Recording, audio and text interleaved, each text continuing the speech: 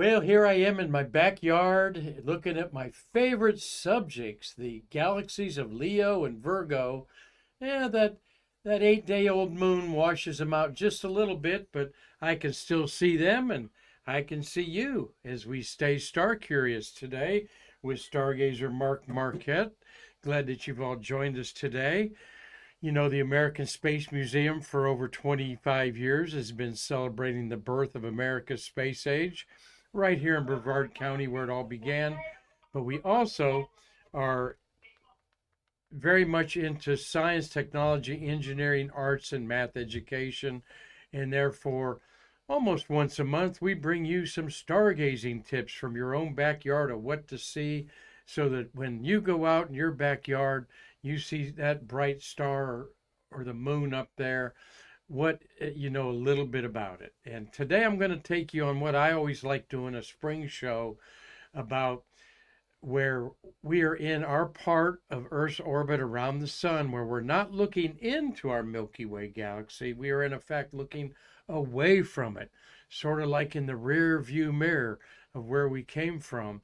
And we're like looking out into the edge of our galaxy into the universe where other galaxies are easily seen. The other times of the year when we look at the sky, we're looking into more of the center of our Milky Way galaxy, and thus some of these galaxies are obscured because we can't see them through the Milky Way and all the stars associated with it. So, hope that you enjoy a little stargazing today, and I'm going to say hi to Marty Winkle. There's my buddy Marty on our flat Marty. He is in Long Island with his family. Thank you, Marty, for coming in remotely here with us today on Stay Curious. And let me put up, probably won't take many questions today as this is a sort of an astronomy program. We'll pick up on space history on Tuesday. And then we've got a wonderful talk by Bob Granath on Wednesday about the legendary Hangar S, where the Mercury astronauts trained in the late 50s through 1962. So let's get some galaxies from your backyard, okay? And let's pick up here with, of course, our logo there. Welcome, everybody. Glad that everyone's with us today. Get out. Hope it's clear in your backyard so you can see some of these objects. A great place to learn about the stargazing is the site called Sky Maps, a free monthly sky map, which I've got mine right here. All right, I didn't grab a planisphere. Don't have one right near me as I've not put my studio together completely like we wanted to. But we'll get there. The evening sky map for May. Notice the Milky Way is the gray band there, the blue band.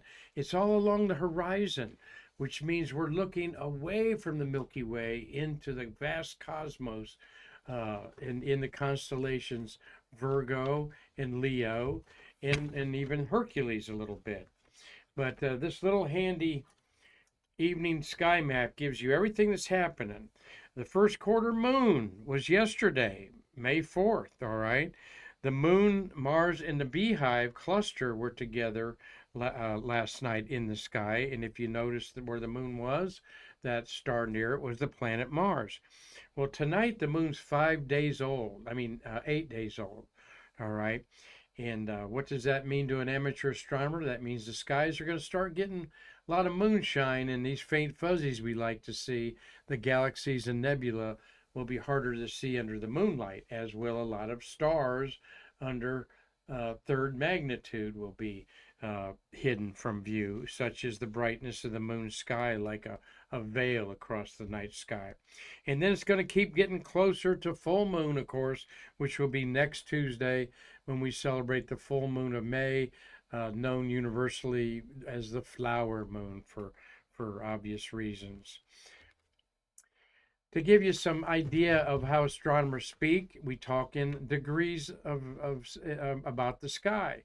So if you say that the International Space Station is going to be a maximum height of 66 degrees, well, 40 with directly overhead 90, it's going to be way above halfway above the sky.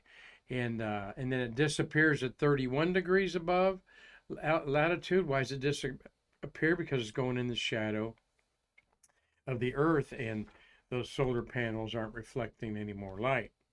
Think of it this way: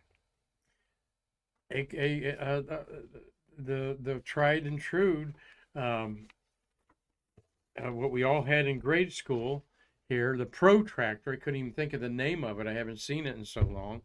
The protractor here is a very directly overhead is 90 degrees. The horizon's 0. See, 180 the full length of the sky.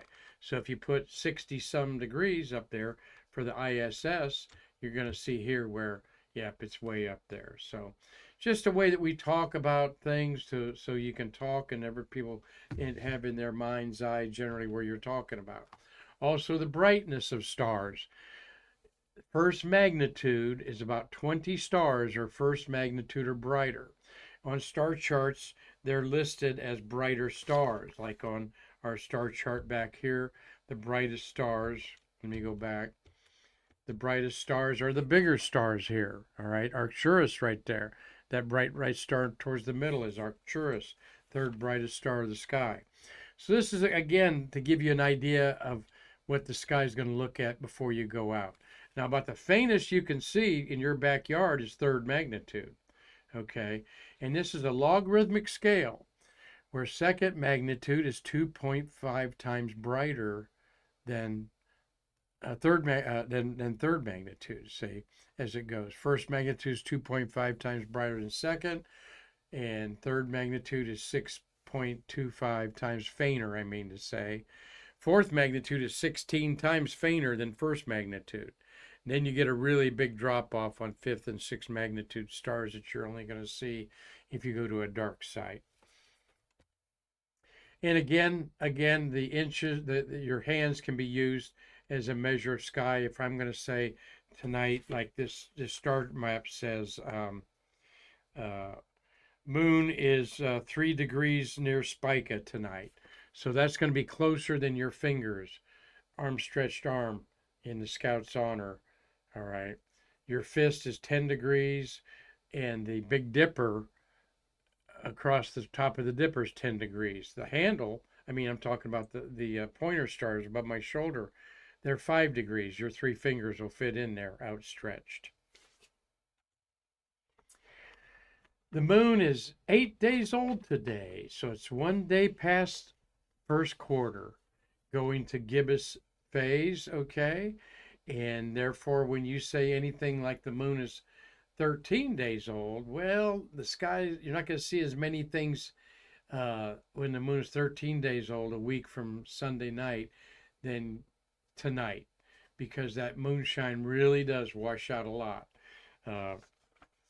So the next couple nights are good nights to see some of these galaxies, and then the moon will move out of the evening sky and rise later and later. It rises about 50 minutes later every night. So if the moon, where you see it tonight in the sky, 50 minutes later is where it'll be tomorrow night. All right, and we're going to look at a couple pictures of the moon here, first quarter moon, just to inspire you. This is the way it looked last night through one of my telescopes. And you go out there and you just see so much great detail because of the shadows. Shadows give a relief, and in our mind's eye details there. See all kinds of features here. Seeing the mountain at the top is the Alpine Valley cut through it there. And in fact, Apollo 15 landed right in here where Hadley Rill is, Hadley Mountain. Here I go. I'm going back. Which way am I going there, Peach Fuzz? Let's go this way. Oh, I'm going the wrong way. So and it's just fascinating to look at the moon through binoculars, even held steady with a tripod. All these features are named. That's what's so cool. I pointed the wrong. Right there's where Apollo 15 is. Sea of Serenity. Okay. The Archimedes crater at the top, 50 miles. The mountains of the Alpine Valley there, and you have Mount Pico. There is a mountain peak that got lava filled up to it, to almost top. And I inspire people to make a sketch. See what you see up there. No one owns the original. This is like through the eyepiece, a quick sketch that I made of some of these mountains around there. One of these details in here, I think, is what I tried to sketch there. Or make a poem about it, or write a song, okay? Watercolor, whatever. No one owns the original. You can do anything you want. And what is fun to watch this is you go back an hour later and these shadows have gotten shorter. Maybe the shadows inside that crater aren't visible anymore. The moon is a dynamic place as it orbits the Earth and it gets different light on it. Well, before we go out, let's go out in the backyard and talk about things that are beyond our solar system. Of course, the bright star in the west after sunset is Jupiter. Okay, super, super bright, brightest object in the night sky, but it'll be setting around 10 o'clock, so it's going to get low real quick. Mars is almost directly overhead, a faint red star in Gemini, the twins. In fact, the bright stars of Gemini, Castor and Pollux, make a three stars in a row, with Mars being the outermost one on the right. And Venus, that used to dominate our evening sky, is now in the morning sky, dominating it. Venus and Saturn were in the glare of the sun. Remember when we could see all the planets that one special night? Well, we actually could see it for about a month. When Mercury popped up, it was a special week or so. But Venus and Saturn are now in the morning sky for all you early risers. All right, we're going to look at our galaxy. Our galaxy, if we could go away from it, would maybe look like this. This is another galaxy in the sky that we think ours looks pretty similar to. We have these wheeling arms around us. There's like a bar in the center. It's a disk in the center. There's a black hole and dense population of stars, but actually they go in kind of a bar shape on there. And of course, our looked edge on, it's very thin. In fact, it's only 1,000 light years thick, but it's 100,000 light years wide. And our sun is out the outer edge of what's called the Perseus arm of our galaxy. So what we're doing during the springtime is the sun is looking where we add in our orbit around the sun is we're on the left side. We're looking to the stars over there. Yeah, pointing right. We're looking at stars over there. Whereas come summertime, we're looking more inside and in the center of the Milky Way. So we can't see what are obscured by the Milky Way and all the other stars of it that we see in our night sky are the galaxies. Again, a good look at what we think our galaxy looks like.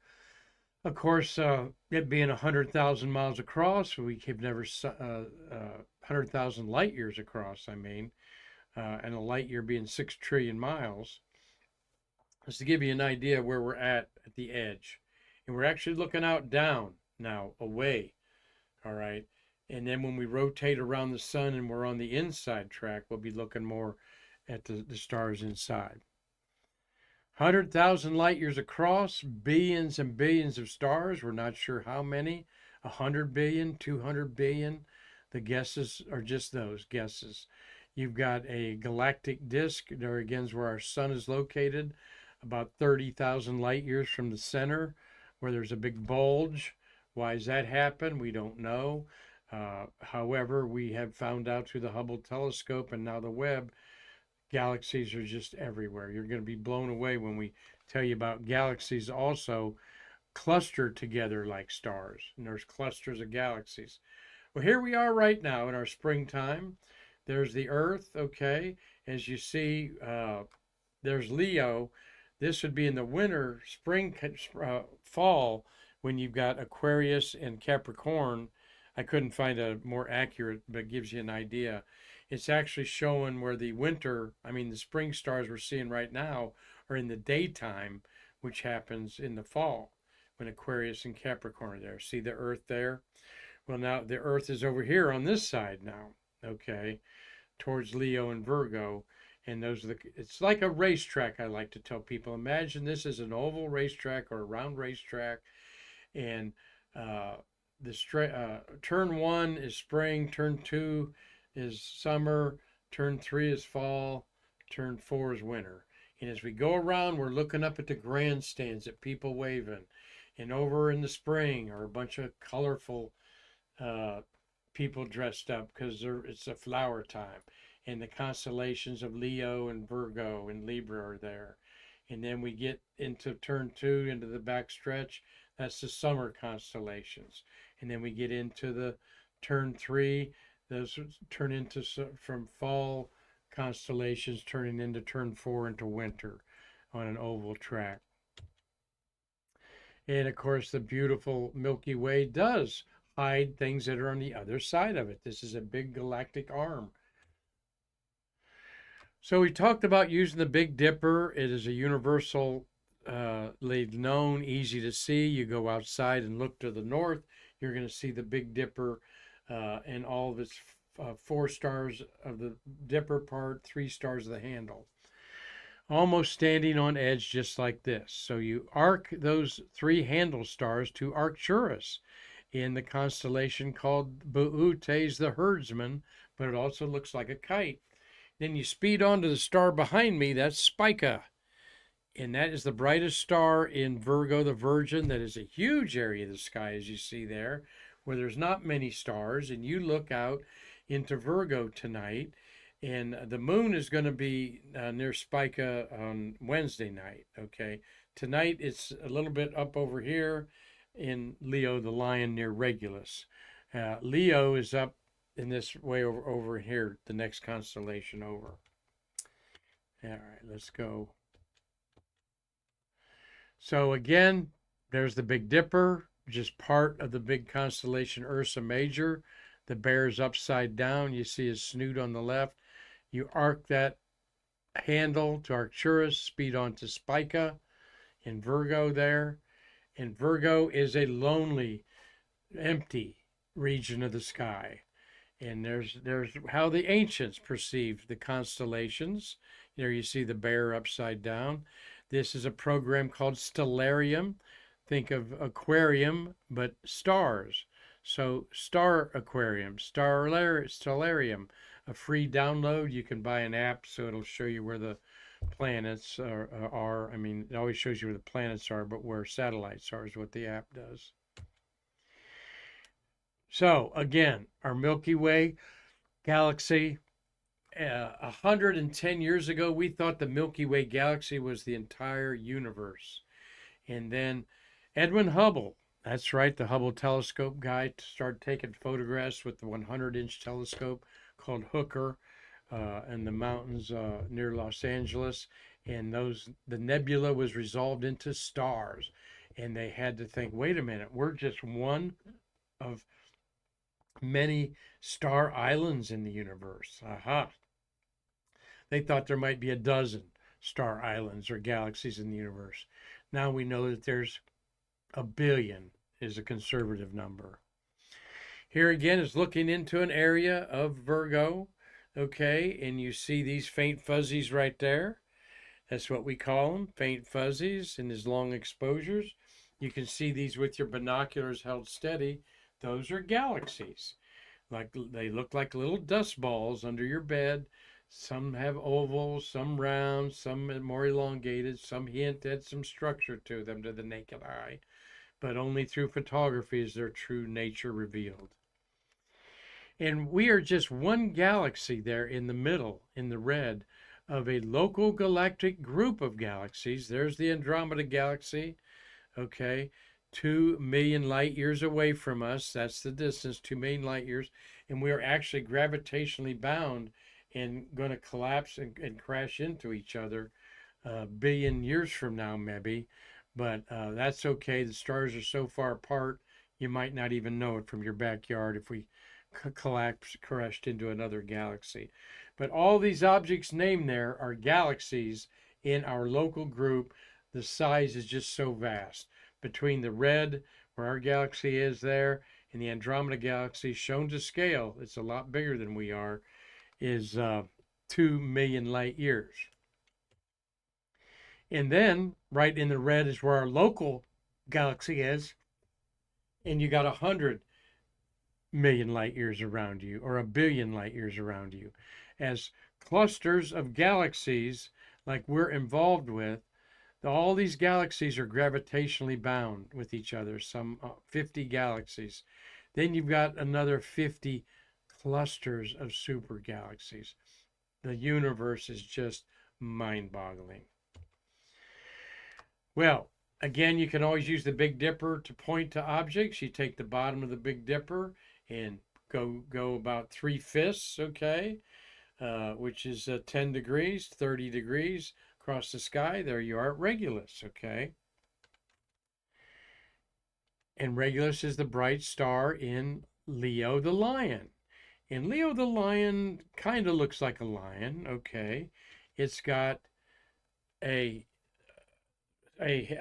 head and mane are a sickle or a scythe that you would chop down weeds or wheat, or a backward question mark is the best way to describe it, with a equilateral triangle in the back of it, with the bright star Regulus means regal one, and then this star at the bottom is called the nebula, which means tail of the lion.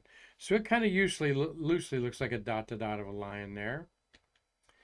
And there again, you see it again, Regulus real bright there. All of these have names, Zausma, Algebra, Denebula, Regulus, Ras-e El-Sad. Distinctly Arabic names, okay? And the constellations are named after Roman and Greek figures of mythology, and the stars are named after Arabic astronomers. And then some of the stars that don't have numbers are given Greek letters. Again, a really cool constellation to see. It's about directly overhead at sunset when it gets good and dark. And in its belly, it has a group of galaxies that are well known by amateur astronomers with the letter M in front of them. That M is for the astronomer Charles Messier, a French astronomer who in the 1800s, 18th century, 1700s, was looking for comets. And comets looked faint and fuzzy in a telescope back in those days, and they would move after a day. So he would know that he had something orbiting the Earth, or I mean the sun, and a comet. And to become famous in astronomy in the 1700s, you had a comet named after you. And Messier had so many comets named after him, he was called the Comet Ferret. Ferrets were a very popular animal back then as a pet, even more so than cats for a period of time. So,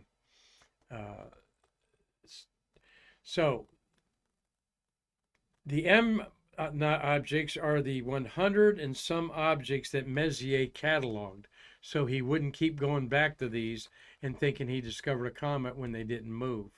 All right, so we're going to look at M66 and M65 in the hindquarters there. Beautiful objects. Here's one of my friends, Mark Poole, took this picture. You're looking 35 million light years away. And that's what's just so cool, is you can see them with binoculars and they look like faint little fuzzy objects, or in a telescope, even a bigger faint fuzzy object. But you're looking at light that left those stars 35 million years ago, and it's landing on your retina of your human eye. That's what astronomy is all about. Here's a bigger backyard telescope view. This is actually pretty much with almost naked eye with binoculars there to show you 3 galaxies, M66, 65, and on the left is New General Catalog 3628. Now, why Messier didn't record that one is sort of a puzzle. But it being a streak like that seen edge on, he might not have thought that he was looking at anything important. But they actually look like this through a pretty decent backyard telescope. And then with the Hubble telescope, there's M65 for our backdrop today that Marty Winkle chose. And there's 66. Just incredible knowledge here going on. We're seeing this at an angle, a tilted angle. All these galaxies seem to have a black hole fueling them in the middle. Again, just the red you see are areas where stars are being born, the red and pinkish area that indicates new stars. And both these galaxies, though we can't resolve them here, are probably circled by other smaller globular cluster galaxies we'll talk about that our solar system is, our Milky Way galaxy is surrounded by. Here's two other Messier galaxies in Leo, 95 and 96. All right. And I showed you those were underneath the belly there, 95 and 96. There you are, right in the middle there. 105's in that region too. Fun to bag these at night, though I've seen them hundreds of times. It's still, I like star hopping to them, but there's new GPS telescopes that'll take you right to them without you even having to look at a star map. All right, we're going to go from Leo the Lion to one of my other favorite constellations. Hercules is rising right now behind Bootes and Arcturus, and in the middle is a crown, the crown of the north, the Corona Borealis, okay? And there, I want you to notice M13 and M92 in Hercules. Hercules has a square body to it called a keystone, and it has other stars that go off to it, and the dot to dot look like a person. But here, this Corona Borealis, we're looking at that area every night because where that arrow is a star that burps. It explodes a little bit and throws off a bunch of gas and brightens up, and then it dims again. And it's in a period now to become brighter. We were looking for it all last spring and it didn't happen, so maybe it'll happen this spring. And it's two stars that are, one is sucking off the energy of the other one. The red one is apparently the host that's devouring the other star. And they get to a point where it's sort of, like I said, burps and a flash of light that we see here on Earth. So look for that. Corona Borealis is between Hercules, between the square of Hercules and the ice cream cone or kite of Bootes, all right? And Hercules reminds me of somebody else. I'll show you here in a minute. But there's the great hero, Hercules. Was the Roman, he was Atlas to the Greeks, okay? The strong man who held the world on his shoulders. And here he's depicted as a great warrior. And I think he kind of looks like SpongeBob. And where'd that slide go? I had a slide in there before SpongeBob. All right. That one didn't show up, but I think Hercules' outline looks a little bit like the cartoon character SpongeBob SquarePants, all right? And if you're going to get people really interested in astronomy, I say let's rename some of these constellations for characters that people would know to get them out to look at them. All right. The square is very easily to see, though this star's kind of faint, but the other two stars are a second magnitude like the Big Dipper. And then you got M92 and M13. And these are not galaxies. These are globular clusters. And globular clusters are about 100 compact, close-knit globs of stars, spheres of stars.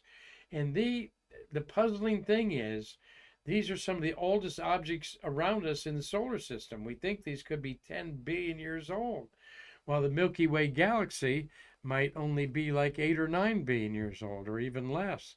And I'm not going to get into all that because physics and telescopes like the Webb telescope are changing how we think. The important thing is, did you know that our Milky Way galaxy, shown edge on here, is surrounded like bees by a bunch of globular clusters that look like this in a telescope? Faint fuzzies, circular, You can see individual stars in some of them, which is quite amazing in big telescopes.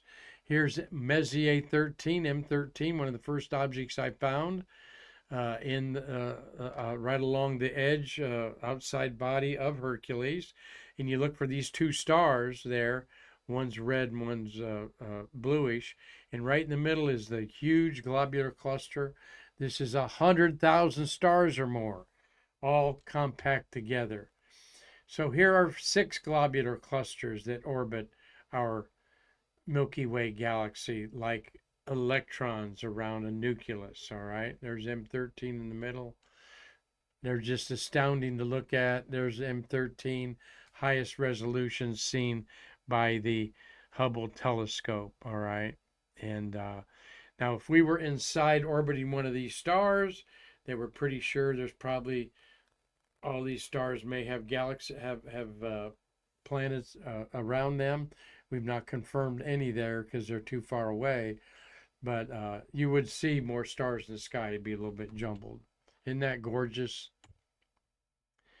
So that's reminding you how vast we are, how insignificant we are on the grand scheme of things when you look at this super cluster of galaxies that we're part of here. And the this is the nearest galaxy to us, the Andromeda Galaxy, a favorite target in Pegasus in the fall. You can see this with your naked eye from your backyard. And we talk about that every chance we get to go outside and do some stargazing with you all from your backyard. So get out, get your little moonshine there over the weekend here.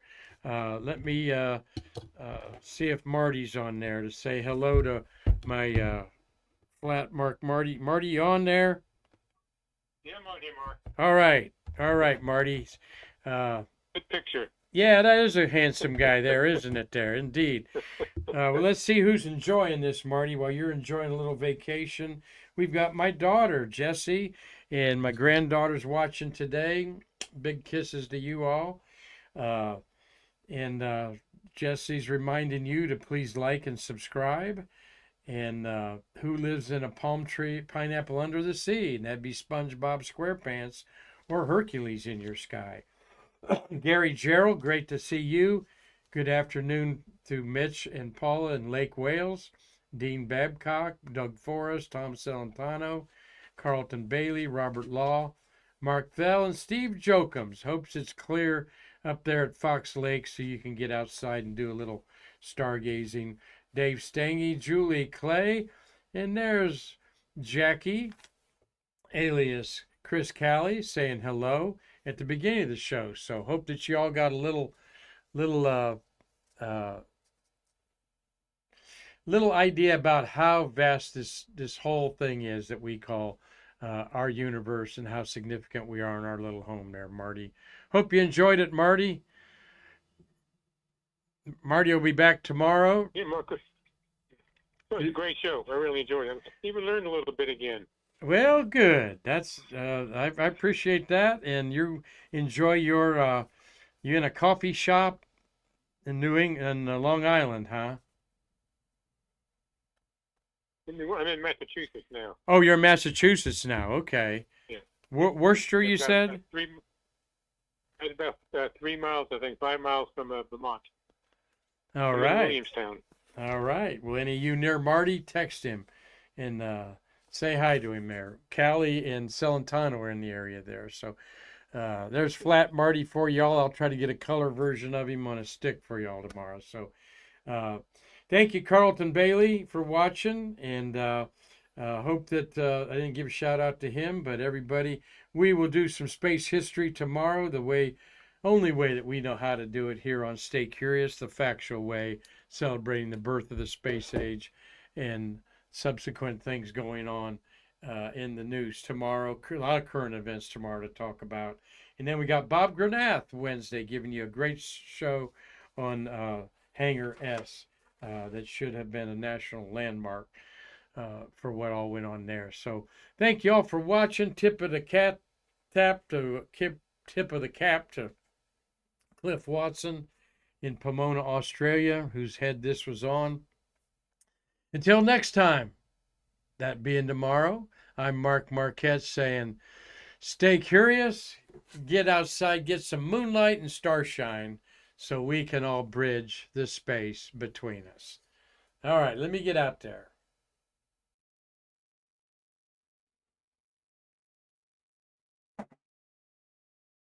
All right, good.